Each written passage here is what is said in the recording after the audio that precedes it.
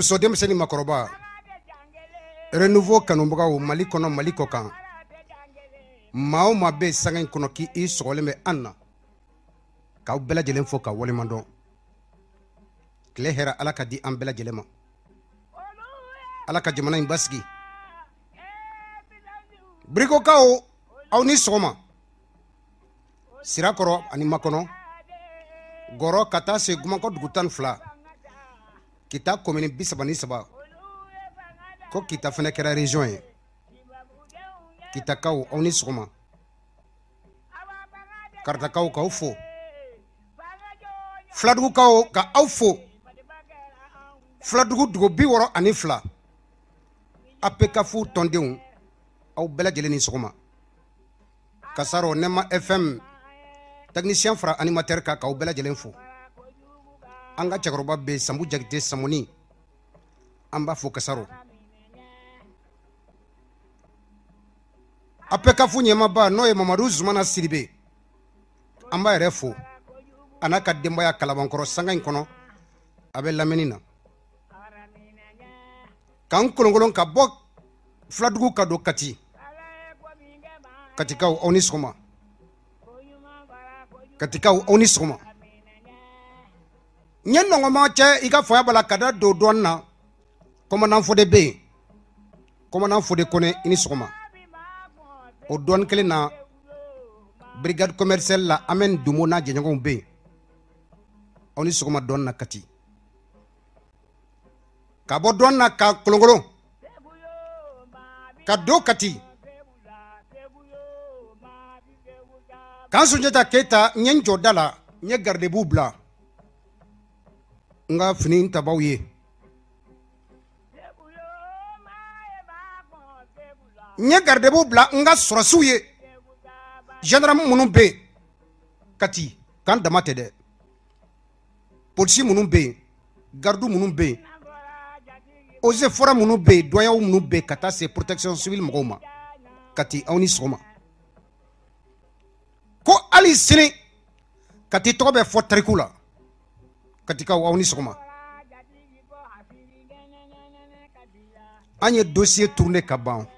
dossier clôturé la datuguna c'est fini an ye dossier datugu a banna n'o de fɔ n'i mɛna tiɲɛ mɛnɛ a taara berekɛnɛ de tigɛ dossier datuguna Kati dossier a banna belebelew dalen bɛ sanga in kɔnɔ u bɛ ka lamɛn aw ni sɔgɔma commandant Christophe Dambele a n'a furumuso madame Dambele Fatumata Daw bɛ lamɛnni na lieutenant Seba Jara madame Jara Safiatou Jawara u bɛ ka lamɛn Kati sanga in kɔnɔ lieutenant Cheikhna Sibi madame Sibi Umu Diko adjudant chef Fuseni Jara Fous u bɛ lamɛnni na Kati aw ni sɔgɔma n ka cɛkɔrɔba yɛrɛ fɛnɛ bɛ lamɛnni na n'a ka denbaya bɛɛ lajɛlen adjudant chef à la retraite Mayan Samake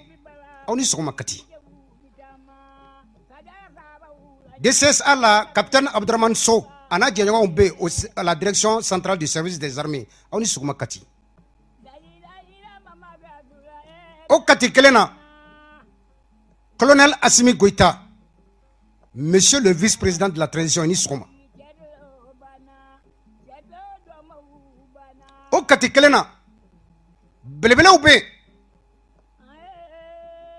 ka aw fo Mali golo masiri tabaw aw ni ca ko an b'an disi gosi ni aw de ye an ta an kɔ kuma an t'o jaabi an tɛmɛn'o kan page datuguna Kati page datuguna an y'o de fɔ n ko Ala ka tiɲɛ dɛmɛ kan 3 la capitaine Safurula commandant Issa Tangara a bɛ ka lamɛn kan 3 la sanga in kɔnɔ madame Tangara Awa Kamara aw ni sɔgɔma Bakɔji Kroni AC 2000 capitaine Amadou Konare madame Konare Lafiya Jara dit Fifi aw ni sɔgɔma Bako Jikurani para la belebele ndalen be belebelen dalen bɛ i n'a fɔ ko Dakan général de corps d'armée Amadou Aya Sanogo mon général ni sɔgɔma mon général ni sɔgɔma Kuluba Madame Maïga Fanta avec un lamɛ sanga in kɔnɔ Ponge Kuluba an b'a fɔ ka jigin kana état-major là monsieur le ministre de la défense et des anciens combattants l'ex-ministre Ibrahima Dairou Dambélé mon général ini sɔgɔma ko k'a fɔ collectif des épouses des militaires et paramilitaires poursuivis dans l'affaire des bérets rouges kaw félicitations ne balakaw Madame Dambélé Madina Sissoko Madame la présidente ko awnicha collectif cɛna muso denmisɛn ani makɔrɔba ka aw bɛɛ lajɛlen fo ko page nin k'a datuguna aw ni sɔgɔma kabala an ka cɛkɔrɔba bɛ yen adjudant chef à la retraite y'a dunbiya n'a ka denbaya ko ala ka bana ban pewu ne fa ka aw fo aw minnu bɛ sanga in kɔnɔ n'aw bɛ ka lamɛnni kɛ don tɛmɛna jamana ni n'an y'a fɔ ka fɔ ko jamana ni a mana kɛ cogo o cogo ni nana tarasi dɔ bila i ka taa n'i ye tarasi dɔ bila ka taa sini ma sinikɛnɛ ma an b'a fɔ o maa dɔw bɛ yen minnu ye tarasi bila ka taa général de division Ibrahima Dairou Dambélé jamana in a y'a kanu a miirila a kɔ la a ko ale bɛ siran sini ma sinikɛnɛ ma ale denw a kana fɔ k'aw fa kɛra nin ye k'a ye nin kɛ jamana in na a ka danbe k'a m'o fili foyi la mon général i ni sɔgɔma a ye taa sɛgɛsɛgɛliw kɛ a ye taa sɛgɛsɛgɛ ni maa min bɛ yen k'a fɔ k'i bɛ Dairou tɔgɔ mɛn ko a ye faso dɔrɔmɛ kelen k'a y'a ntaraki na ni dalilu ye ko an mako bɛ fasoden lakikaw de la an mako bɛ fasoden hɔrɔnw de la an mako bɛ fasoden minnu ko k'olu danbe olu kɔ k'u ye ladamu min sɔrɔ an mansaw fɛ k'u to fɛlɛ foyi la monsieur le ministre Ibrahima Dairou Dambélé ni sɔgɔma kɛnɛ in kɔnɔ n tɛ se ka bɔ ni ma a fɔ maître Maliki Kulubali l'ex-ministre de la justice garde des sceaux jamana in kɔnɔ a nana wagati min na an y'a fɔ n ko tare sabula ko minnu tun tɛ se ka kɛ mɔgɔ minnu tun tɛ se ka wele kiri binakun kan Maliki ko i bɛ ka n'i ye n wele ko n ka k'i ka minisiri ye i bɛ n to yen n bɛ baara kɛ n ye n kɛli faso ye k'an kɛli ala ɲɛna k'a fɔ n ye jala min n ye fini min don ni kiritigɛ fini don sariya ye min yamaruya kan ko n k'a kɛ i bɛ n to yen n b'a kɛ ni alaw tala cɛmancɛ la n'i ma sɔn o ma i ka portefeuille ministériel filɛ maître Maliki Kulubali i ni sɔgɔma depuis Mali ka kɛ Mali ye i ye kow kɛ kiri bonda Kunkan i nana i ko kiri tigilamɔgɔ dɔw bɛ yen tiɲɛ yɛrɛ yɛrɛ la k'u ka baara tagabolo min ja ladiriw bɛ kiri tigilamɔgɔw la dɔw bɛ damatɛmɛwale kɛ damatɛmɛwale kɛbaaw k'e tɛ sɔn i ka baara kɛ n'u ye i ko k'i ka projet de mutation ka kiri tigilamɔgɔw i ni maa tɛ se ka baara kɛ k'i b'a u bɛɛ bɔ u la Mali kɔnɔ kiri tigilamɔgɔ maa 565 i ye maa 325 miti monsieur le ministre de la justice garde des sceaux maître Maliki Kulubali baara in i y'a kɛ baara in kelen kana bila bi la an fɔra k'a fɔ ko tiɲɛ yɛrɛ la ja kiri bondakun ka maa ladiriw bɛ yen madame Kulubali Bintu Napo sanka ni wagati bɛɛ lajɛlen n b'a fɔ n ko kɛko o de ye fɔko ye ni min kɛra don min an b'a fɔ ministrew tɛmɛna Mali kɔnɔ yan minnu y'u jeniyɔrɔ fin minnu ye tracé bila u ka baarakɛlenw na sini ma sinikɛnɛ ma ni maa wɛrɛ fɔra u kɔ a ka fɔ ko karisa bolonɔ filɛ au ministre de la Salif Traoré Bola, ministre de la Sécurité intérieure et de Protection civile. Abora ka commissariat jo a chama malikono. Brigade de gendarmerie taran chama jora. Poste de contrôle chama sécurité chama jora. Kam mina nyini kadi anga lakana tigila mgoma. Anyami kolosi. Madame Koulibaly Bintou Napo ibada mine ka bo kati. Ki kunda kitaka sibe koro kelempe ibeta poste de sécurité kelen de soroy. Kilomètre keme fla. Ibo de ke bolila. Ite poste de sécurité kele itayi.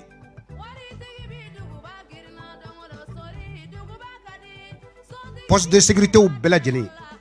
A bewulila ka bu nola. Bambachou be ka do anchula soufra kleka. Ou be kilomètre keme boli. Ou be duguni dugu tchachi. Kata ika fanga bala bi anga sorosuka. Kata bi anga brakelauka. Ka sababu ke ika fanga bala ko lakana tigila mgo uni munu kan ka kariyona olu be willa ka bu u place la. Jamana te moratande. Jamana te moratande. Ne be blasral de ke.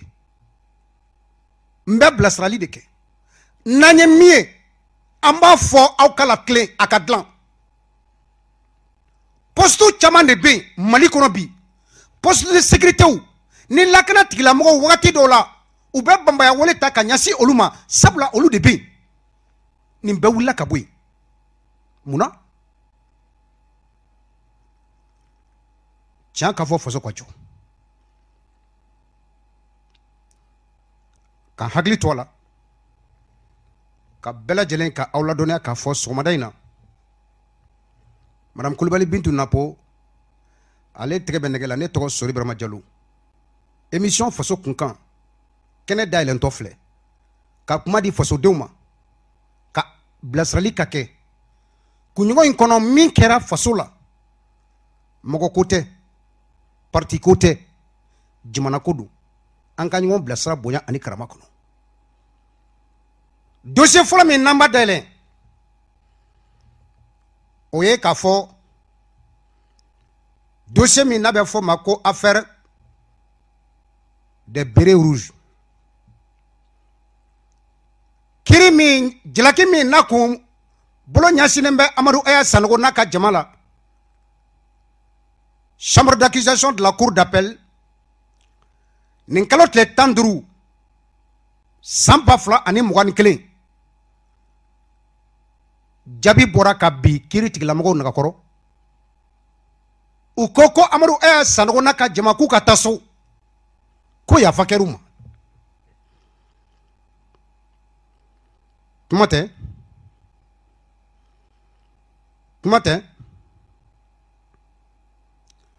o don kelen na an kun bɛ kiri sali kɔnɔ an balaka dɔ bɛ yen Madame Amina Sumari ka jigiya misɛrɛyara ka sababu kɛ ko kiri tigira cogo min na ale ma jɛn n'a ye ko bin kɛra ale kan ko kiri tigilamɔgɔw jɛnna ni Amadou Aya Sanogo n'a ka jama ma k'u ka taa so ko ale dun ka laɲini kama sabati a yirala k'a fɔ jaabi min dilen filɛ ni maa min n'i ma jani nin kiri ye k'i bɛ se ka damakasi sɛbɛn dun tile 3 b'i bolo o damakasi sɛbɛn k'i ko dun mun de fɔra Amina ma mun de kɛra Amina la kiri tigilamɔgɔw ye fɛsɛfɛsɛli kɛ k'a ka laɲini ka da sariya kɔrɔ k'a lajɛ u k'a ma an balimamuso e ka laɲini tɛ se ka sabati yan nin t'a yirincogo ye nin t'a yɔrɔ ye a bɔra ka fan bɛɛ kɛ mankan ye maliko de don jamana ka basigi de don jamana ka kɛlɛya de don sariyanko de don ni dossier fɔlɔ ye n'u danbele ko tiɲɛ wagati sera ne y'o de fɔ san 7 ka taa se san 8 ma ka mɔgɔ minɛ ka bila kaso la a tɛ kiri a tɛ bila ka jalakili ɲɛsin a ma ko a tigilamɔgɔ ye ko dɔ kɛ kiri koni atigera nun damle ko dossier Amadou Aya Sangare ka Amadou Aya Sanogo ko dossier ka datkuna tiam wakati masi miniti kileni nun damle made madame Kolbali Bintu Napo agno de fongo tiam meome dondola abena ke ki pointe iba foko kalo yele iba foko kle bolot se ka kumbe bolot se ka datu anyen kuma foya san wolonbla ka mogo mne ka datu ite kiri ite bla do fatura kuto kaso ina do kera mato ye kuto kaso ina o ko dossier kon datuna Amadou Aya kona kadiye ni be fewra no fe mintensiye ko daile na Bintu e ba fam ne ba fe ka min fo e ba fam ya fam fene ko daile ndu masita te jumana nyi faso kodu amba critique la mo fo amba sariant la mo fo parce que sariya n'a fɔra ko an ye sariya ta n'a fɔra ko an sigira ka fɔ ka bɛn kɛ min kan ko o ka appliquer sariya tigilamɔgɔw a ye na aw ka tiɲɛ fɔ aw ka sariya fɔ Maliki n b'i fo kɛnɛ in kɔnɔ k'i waleman dɔn juillet kalo tile 15 san 2019 i ko k'i ye dayɛlɛ collectif de ye dossier i nalen tilen kana bila i ta wagati la i ye layidukan min ta a tɛmɛna a tiɲɛ bangera bi an b'i fo kɛnɛ in kɔnɔ k'i waleman dɔn kiwara mandi ka sababu kɛ an ka golo masiri tabaw te site kuna sini an ka sɔrɔsi caman tora Madame Kulibali Bintu Napo kɛnɛmamɔgɔw ko i ka hakɛto ɲini kɛ Cheikh Sibi ko a bɛ sira in nɔfɛ a mɛnna k'a b'a fɛ ka fɛla fɔ yani an ka continuer Cheikh ni sɔgɔma Amba demaya bedi Fransikaw dun Tuman Sisoko Amba awni bara jaranye Amba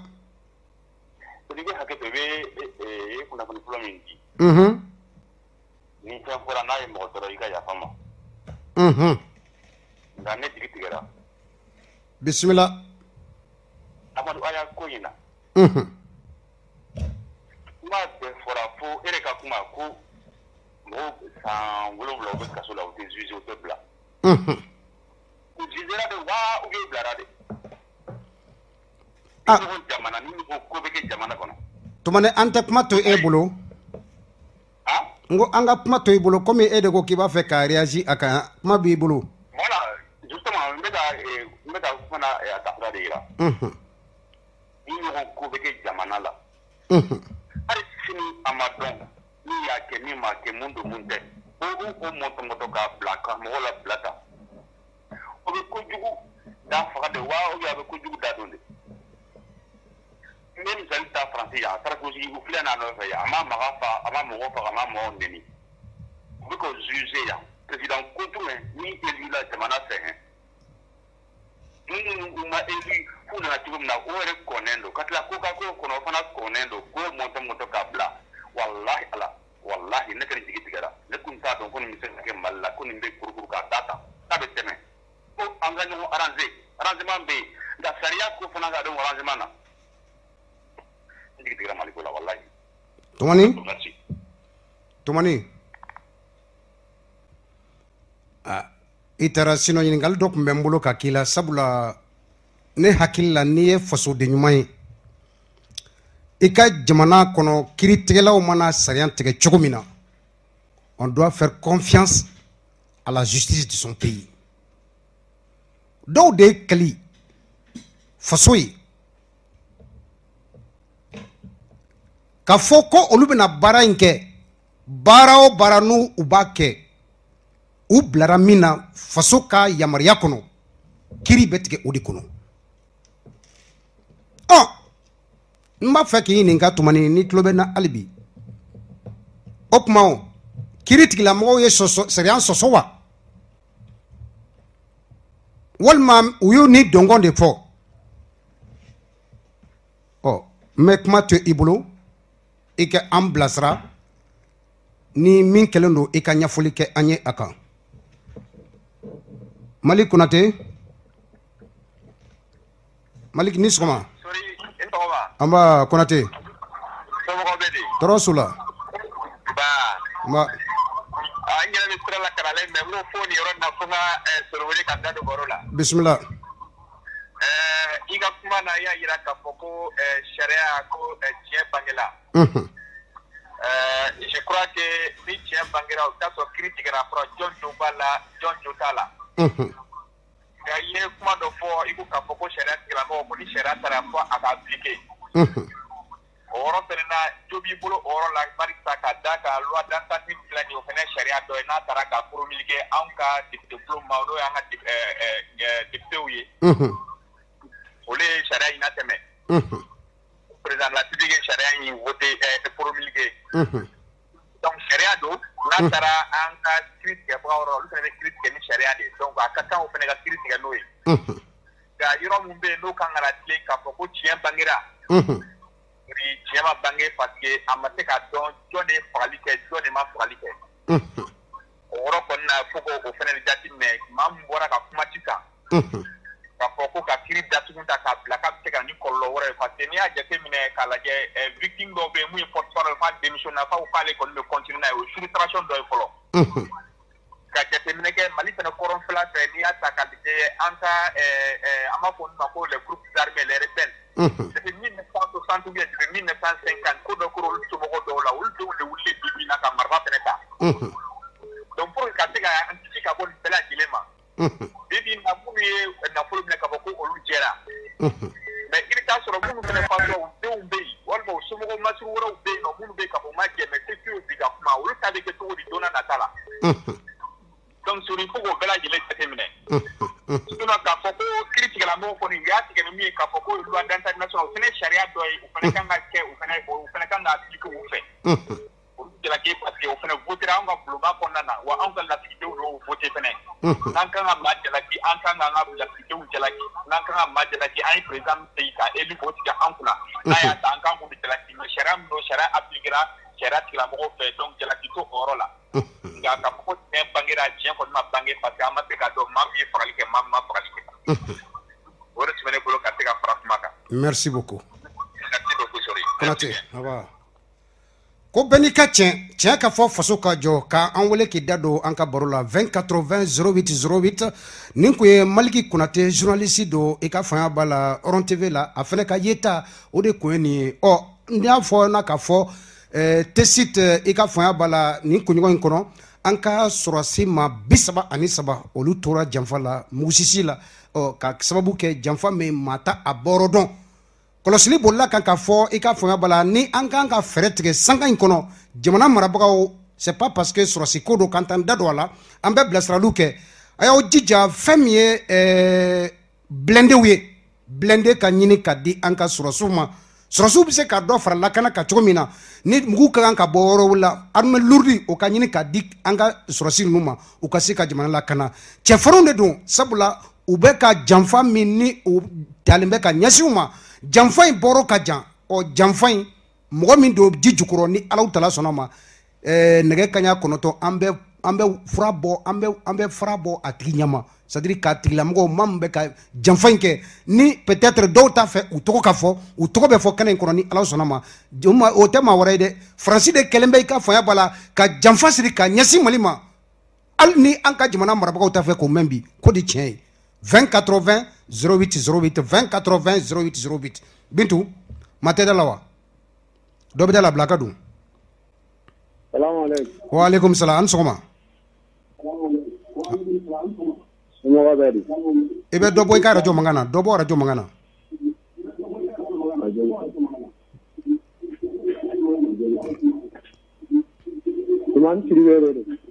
i Siribe Tumani ka weleli kɛ ka bɔ min Senu kaw dun Basi foyi t'an b'a la tanu. Tuma n'i bɛ kɛnɛ kɔnɔ kuma b'i bolo. Ne tun b'a fɛ ka fila fɔ. Bisimila. A y'a ka affaire nin kan.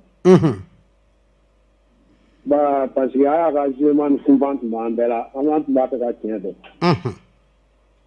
Parce que jugement ko mɛnna sen na san 8 a y'a minɛlen don jaabi tɛ ka dɔn tiɲɛ tɛ ka dɔn tiɲɛ ni kunfan tun b'an na dɛ tiɲɛ yɛrɛ la. Ne yɛrɛ concentré tun a y'a ka jugement ko nin kan fɛn fɛn tun b'a la a y'a tun ka jugement nin kɛ pour que a y'a ka fɛn fɛn tun bɛ ko nin na wa a tun ka dɔn fɛn fɛn b'a duguma fɛn fɛn b'a sanfɛ an mago tun b'a la bɛɛ tun ka dɔn quoi. Mais o y'a ko bila tan kɔni a bɛ se ka kɛ don bɛ se ka na a kuma bɛ fɔ a y'a nin ye dɛ hali n'a ma fɔ a y'a nin ye a bɛ fɔ a denw ye. Tiɲɛ kɔni tiɲɛ de bɛ laban a ka to ka kiiri minɛnw dabila n tɛ fantan caman bɛ kaso la ye fantan baden de bɛ kaso bonba na o yɛrɛ ka ca san 10 ni kɔ ye o den b'a ɲininka o ka jugement ma kɛ n'a kɛra ten i ka taa kaso bon woloma n'i bɛ yan i k'a caman nabɔ i ka na baaraw kɛ caman bɛ gɛrɛ bolo kaso bon nin kɔnɔ yen koyi a y'a ninnu jamana kɔnɔ den bɛɛ ye kelen de o y'a a lajɛ ka a ko nɔgɔya ka jugement kɛ wa tiɲɛ ka dɔn ni tiɲɛ dɔnna jamana kɔnɔ o de nafa ka bon n'a y'a ka jugement tun kɛra ka tiɲɛ dɔn n'o kɛra hali ni yafa bɛ k'a ma tiɲɛ de kan tiɲɛ de bɛ laban o de tun bɛ ne fɛ k'a fɔ. Siribe bɛɛ n'i ka tiɲɛ ka fɔ faso ka jɔ fasodenw kuma bɛ aw bolo bilasirali ka kɛ bonya ni karama kɔnɔ minnu bɛ ka weleli kɛ ka bɔ kɔ kan sanga in kɔnɔ ni aw sera ka weleli kɛ fixe la o bɛ baara nɔgɔya an bolo kosɛbɛ sabula ne kun ye a daminɛ wagati dɔ la madame Kulibali Bintu Napo a baara kun cayara bolokɔrɔ kosɛbɛ n'aw sera ka weleli kɛ fixe la o de bɛ ɲɛ kosɛbɛ baara in ka se ka ɲɛ an bolo 20 80 08 08 Bintu dɔ bɛ da la an sɔgɔma. Allo. An sɔgɔma. Salamu alaikum. Wa alaikum salam. Bara yɔrɔ. Tɔɔrɔ su la i tɔgɔ ni jamu ka weleli kɛ ka bɔ min? Mohamed Kanute. Kanute ka weleli kɛ ka bɔ yɔrɔ jumɛn? Hippodrome la. Bisimila hippodrome kaw dun? Tɔɔrɔ su la. Kuma b'i bolo. Ne b'a fɛ ka kuma a yɛrɛ ka affaire in de la quoi. Voilà, justice ninnu. Voilà, u bɛ ka ko in kɛ cogo min o t'a kɛ cogo ye quoi. Voilà, mɔgɔ caman de sigilen bɛ ka tiɲɛ makɔnɔ. Mais ko in kɛra cogo min mɔgɔ si t'a dɔn tiɲɛ bɛ yɔrɔ min nkalon bɛ yɔrɔ min. Voilà, o dɔrɔn de bɛ ne fɛ k'a f'i ye. Et puis a ka militaire ninnu. An ka militaire ninnu. Voilà, an ka militaire ninnu. U bɛ ka denmisɛnninw bila ka taa u di saya ma. U ye sigilen de climatiseur nin kɔnɔ yan. Voilà, o ye erreur ba ye. Ok. K'a ka denmisɛnnin faga a tɛ foyi sɔrɔ aw bɛ a b'u ka wari dun a tɛ foyi tɛ dun u ka mɔgɔw ma. O daliluya b'e bolo wa? O daliluya bɛ n bolo kɛ. I n'a fɔ? Hali ko in tɛmɛnen u y'a fɔ ko assemblée président a ye mɔgɔ joli kɛ a ka mɔgɔ 20 ni ko. N balimakɛ. O ma kɛ. I ko k'u bɛ bila ka taa k'u bɛ faga ko foyi tɛ d'u ma n ko daliluya b'i bolo wa? Ni mɔgɔ ta hali ni ye miliyari de d'a ma est-ce que o bɛ se k'a ka ni rendre lafiya? D'accord, bisimila ne y'i ɲininka daliluya de la. I ko fɛn tɛ d'u ma. O bɛ ni réseaux sociaux lajɛ sisan denmisɛnnin fitinin u b'u non i tɛ k'o lajɛ dɛ.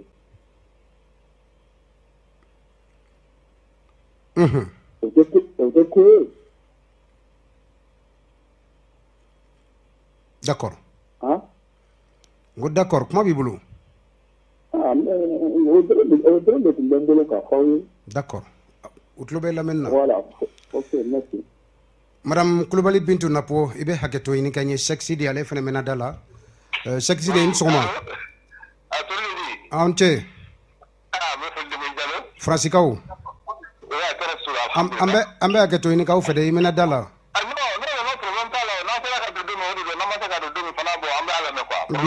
Bisimila bisimila kuma b'i bolo. Mais là où je suis pas d'accord avec vous, c'est comment dire k'a fɔ ko ne bangera quoi, ne bangera ou ne bangera. Je vais avec le même lancé que les auditeurs précédents. Il n'y a pas que nous, c'est tout à fait normal. Parce que comment dire ni d'un derrière quand tu me dis qu'il va se couvrir, il me fait travailler quoi. Mais en a pour une affaire, c'est tout à fait normal. Regarde, il y a pour moi. Mais quand faut qu'on ne bangera, mais nous ne bangera quoi. Qui a fait quoi? C'est moi qui a fait quoi de donc quoi. Mais c'est tout à fait normal. Bon, nous donc ça la fera quoi, il y a para 12 jours. Bon, comme il va pour de loi quoi, millions harke de dur, millions 30 millions biso bakatla ka 12 ou quelqu'un ma et au deux on avait au que deux on a quoi. Donc c'est mais il y a pas que là mais nous va gagner intérêt, nous va gagner. Kembora ka ko munu mbe sa forma ko fete duma ne se ka dala dima parce que ko ka dala di ne se ka dala dima parce que nere e mo den krista la amame akelen ba babulo foi ma duma il y a rien foi bon munu sara million bisa ba dima ka duma mais mo bisa munu sara est-ce que comment fait au ka famille là est-ce que duma est-ce que million akebeta ka du so so mo wa hein mais que dama ka mo de bon c'est la drogue de l'enfant, c'est de l'anglais. Nous nous ka famille be sur la nous sara nous ka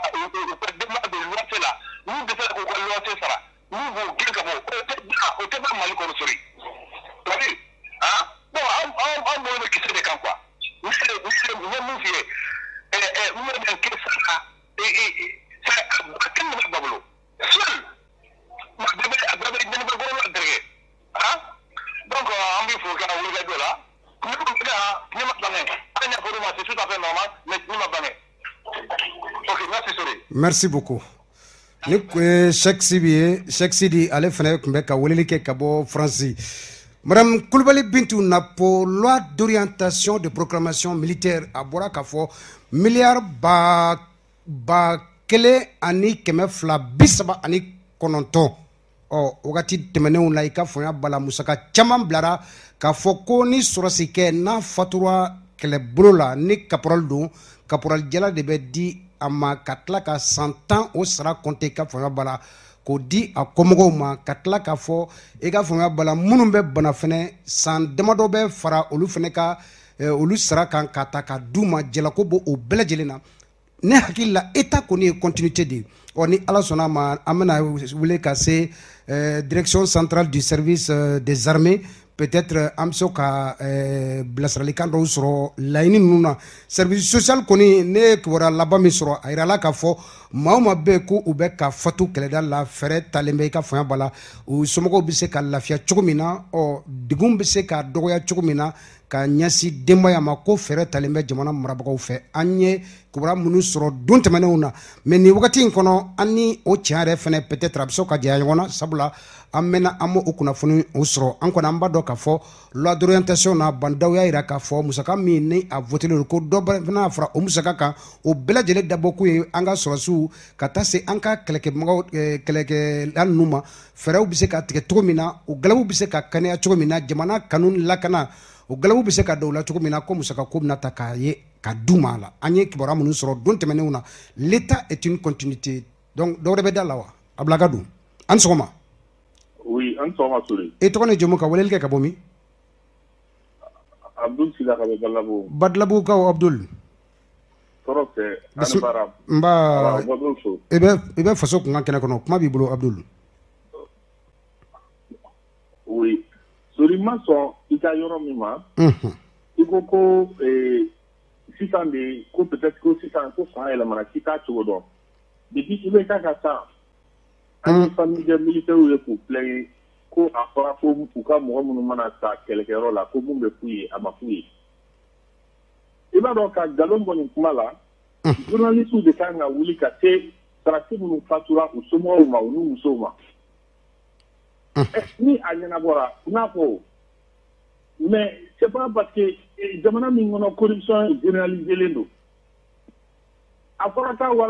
loi programmation militaire min kɛra kɛlɛkɛminɛnw sanni o yuruguyurugu min b'a ko la mɔgɔ b'a da dɔn wa n'o yera ni fanga in de la fanga tɛmɛnen in de la ni o tɛmɛna ka bɔ yen Mali militaire fo bi e sɔrɔ bɛ se k'a fɔ ne ye ko u ka sara bancariselen don wa bisimila mun ma kɛ parce que corruption de b'a kɔnɔ u b'a fɔ ko ni mɔgɔ hakɛ bɛ yen ka sɔrɔ o tɛ yen souvent o kilancɛ bɛ yen ou bien ka dɔɔni fara o kan o bɛ yen o dun o tɔw dun sara bɛ taa a sara bɛ taa min tribunal militaire bɛ Mali kɔnɔ mun na a tɛ fonctionner mais n ko fanga tɛmɛnen in na ni baara bɛ ka kɛ ministre de la défense min kan to a ma ko olu ko ji t'olu bolo ka di kan dɔ ma so ni e bɛ taa kan sigi yɔrɔ la ji tɛ sɔrɔ yɔrɔ min cogo di est ce que o ye kan place ye mais c'est-à-dire que Mali kɔnɔ an bɛ fɛn dɔw de kɛ komi an bɛ ka tagama an kunkolo de kan quoi ka sɔrɔ k'a fɔ ka na an ka jamana tɔgɔ tiɲɛ ko wayi mɔgɔ minnu kɛra sababu ye ka Libi ci ka na kɛlɛ don Sahel kɔnɔ ko olu ka armée de bɛ ka ji d'a ma mɔgɔ bɛ sɛgɛrɛ fɔ o tigi kun ni kodɔnbaliya bonyana jamana kɔnɔ a ka bon hakili ma koyi fɛn dɔnbaliya bɛ jamana ci de bon maliyɛn ka ala tɛ foyi ye bi nkalon kɔ e k'a lajɛ fɛngɛ min kɛra tesi mun kɛra mais jamana résultat de don bandaw ninnu de b'a fɔ ko olu ko u ye buti u y'an ka mɔgɔ minnu faga fu la an ka français ko non ko olu de n'u jɛra k'a ko bɛɛ planifier ɲɔgɔn fɛ ɔ n ko nin zone fana ye zone des trois frontières ye munna u ma nin fana planifier ɲɔgɔn fɛ u b'a fɔ ko population ye nkalontigɛla ye wa ɔ u ka nin jaabi fɔ an ye kɛ u ma nin fana planifier ɲɔgɔn fɛ yan sori militaire kelen mana fatu o bɛ remplacer san joli ni ma fɛn kɛ tu as 2 ans an ka militaire jɔn bɛ se ka bilan fɔ mun binna ni sɔrɔsi ka militaire kelen sara a bɛ kɛ ko diɲɛ wulila Mali taw bɛ tomber de on dirait des cas c'est comme des poulets au Burkina u ye pour que ka armée lafiya an mago bɛ état ka mɔgɔ bɛ ka kɛlɛ kɛ ko ministre d'autodéfense k'o fara an ka dosow kan état kan k'u bɛɛ fara ɲɔgɔn kan k'u bila armée ka commandement kɔnɔ Burkina u ye loi ta u ka assemblée kɔnɔ k'a kɛ bi Burkina lafiyalen bɛ dɔɔnin hali Nigeria milice bɛ yen sous le contrôle de l'état k'u dɛmɛ nin ko in na o b'a to o temps kɔnɔ yanni ko in bɛ ban recrutement ni fɛn bɛ kɛ armée ka effectif bɛ fɛngɛ mais an bɛ tulonkɛ de la o e bɛ kɛlɛ la drone tɛ bolo e bɛ se ka turuku bila cogo di o ka bouger mais ani komi n'i ye u bila u ɲɛfiyɛntɔlama de bɛ ka taa théâtre d'opération kan radar tɛ Mali bolo drone tɛ Mali bolo satellite tɛ Mali bolo o bɛ se ka kɛ cogo di en Centrafrique tout vrai an ɲɛ bɛ dɛmɛ na o mais la Russie est en train d'aider la Centrafrique hali u ka base c'est-à-dire que u ka base yɛrɛ tɛ Centrafrique kɔnɔ u bɛ bɔ Soudan de ye fɛngɛ la k'u ka avion ta ka na bombardement kɛ ni Centrafrique président bɛ sɔrɔ ka bombardement kɛ yɔrɔ min mais Faransi b'anw ka dugukolo kan yan de terrorisme bɛ ka juguya de mɔgɔw t'a faamuya ko ninnu ka baarakɛminɛn de ye terrorisme ye ninnu de b'u dilan olu de b'u armé terrorisme bɛ kɛ cogo di ka taa kan ci c'est pas possible a tɛ se ka kɛ Nations Unies ka rapport bɔra sori ala kama a y'u ta a k'u kalan k'u kɔnɔ kuma fɔ rapport joli groupe d'armée minnu siècles u bɛ trafic de drogue la u ni terroristes bɛ baara la